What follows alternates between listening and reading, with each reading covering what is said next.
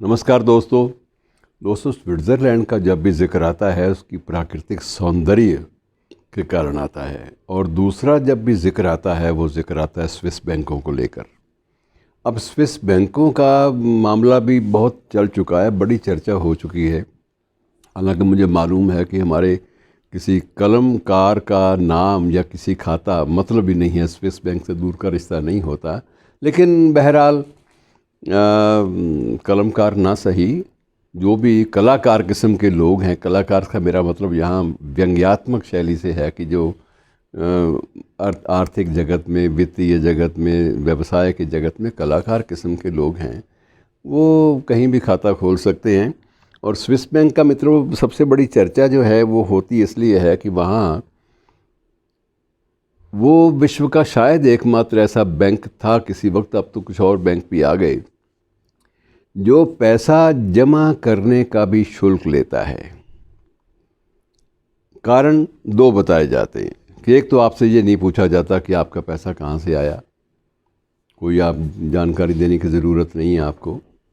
दूसरा ये है कि आपका बिल्कुल जो है वो खाता नंबर आपका या आपका नाम जो है वो पूरी तरह गोपनीय रहता है। नाम से खाते नहीं खुलते, बल्कि एक पिन दे दिया जाता है, कोई नंबर दे दिया जाता है, संख्या के नाम से, कोड के नाम से खाते खुल जाते हैं।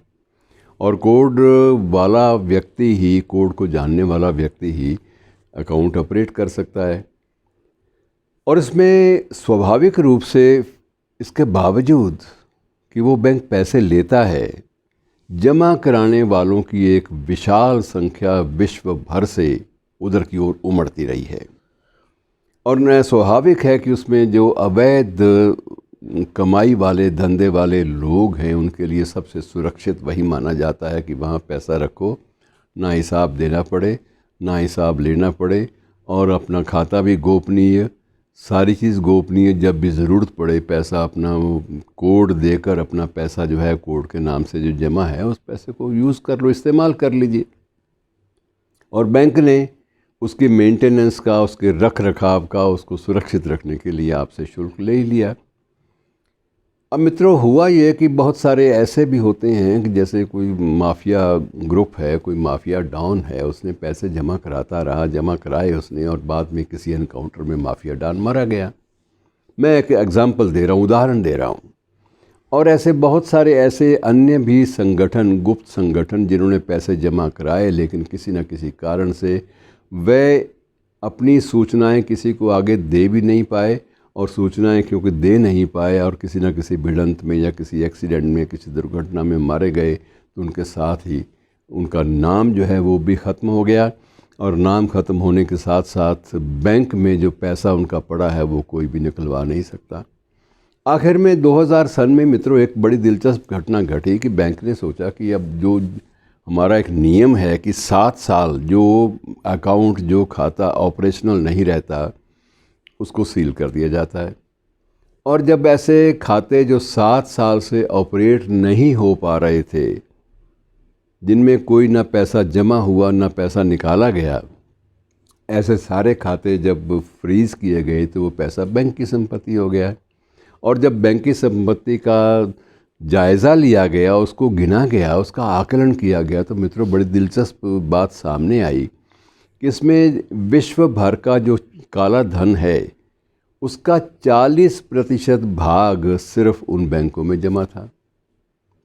अब वो 40% विश्व भर के काले धन के 40% भाग के बराबर की जो राशि है उसे क्या किया जाए। तो बैंक ने आखिर निर्णय किया कि इस बारे में देशवासियों से, छोटा सा देश है, उनको फैसला करने दीजिए, जो वो कहेंगे वही कर लेंगे। बैंक भी उनका, संपत्ति उनकी है, और हम लोग इसमें कौन होते हैं, हमारा तो कोई दखल नहीं है। पैसा कोई निजी क्षेत्र में कोई व्यक्ति बैंक का मालिक तो होने के नाते तो पैसा रख नहीं सकता, उसको तो डेफिनेटली अकाउंटेबिलिटी वहाँ तो इस बात की तो है कि जिन्होंने एक संस्थान खड़ा किया है, वो संस्थान जब खड़ा किया है और उसमें कुछ अवैध पैसा आया है तो उसका हिसाब तो देना पड़ेगा। तो पूछा गया मित्रों, और ये भी ऑफ़र की गई कि इसका अगर हम ये राशि अगर एक एक नागरिक को बांट दे तो सबके खाते में 1-1 करोड़ रुपया चला जाएगा, लगभग 1-1 करोड़ रुपया भारतीय मुद्रा के अनुसार। 1-1 करोड़ रुपया प्रति व्यक्ति स्विट्ज़रलैंड के लोगों को उनके खाते में जमा हो सकता है यदि वो सब लोग इस बात की अनुमति दे। तो ये पैसा जो सरप्लस है, जिसका कोई दावेदार नहीं, जिसका कोई लेने वाला कोई नहीं है, जिसका ऑपरेशन हुआ ही नहीं, डेड अकाउंट है, तो ये पैसा जा सकता है और उस तरह से व्यापक रूप से लाभ हो सकता है लोगों को। लेकिन मित्रों, ज़्यादा उसमें आप हैरान, सबसे बड़ी हैरानी वाली बात यह है कि उसमें सिर्फ 1% से भी कम लोग ऐसे थे जिन्होंने ऑप्ट किया कि 1 करोड़ रुपया बांट दिया जाना चाहिए। बाकी सब ने कहा कि ये टोटल पैसा जो है ये हमारे देश के सौंदर्यीकरण पे खर्च किया जाए ताकि पर्यटन ज़्यादा हो। हमारा आय का साधन पर्यटक हैं, पर्यटक आएंगे तो हम करोड़ों कमा लेंगे, पर्यटक आएंगे नहीं तो हम क्या कमाएंगे। इसलिए इसको अपने देश को खूबसूरत बनाने पर ये पैसा खर्च कर दिया जाए। और जो लोग जिन्होंने ऑप्ट किया है 1-1 करोड़ रुपए न की बात, 1-1 करोड़ रुपए लेने की बात, जिन्होंने उसके पक्ष में वोट दिया है, उनकी जांच की जाए और उनके नाम उजागर किए जाएं ताकि ये पता चले कि ये जो है देश के ख़िलाफ़, देश के हितों को दृष्टि विगत करके, नज़रअंदाज करके कौन से लोग हैं जो बिल्कुल स्वार्थ का शिकार हो गए। लेकिन बहुत बड़ी मांग व्यापक स्तर पर उठी, प्रदर्शन भी हुए, मेमोरेंडम, ज्ञापनों का सिलसिला जो चलता है वो सब कुछ हुआ।